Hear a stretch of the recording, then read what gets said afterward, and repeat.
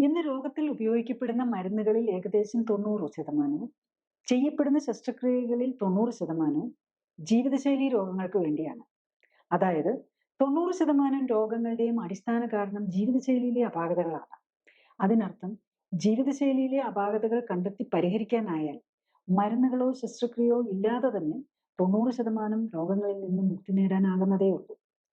ഇത്തരം രോഗങ്ങൾക്കായി എത്ര കാലം മരുന്ന് കഴിച്ചാലും രോഗം മാറുന്നില്ല എന്ന് മാത്രമല്ല, മരുന്നുകളുടെ എണ്ണം കാലക്രമത്തിൽ കൂടി വരികയും ചെയ്യും. ചിലപ്പോൾ ഓപ്പറേഷൻ ആവശ്യമായി വരികയും ചെയ്യാം.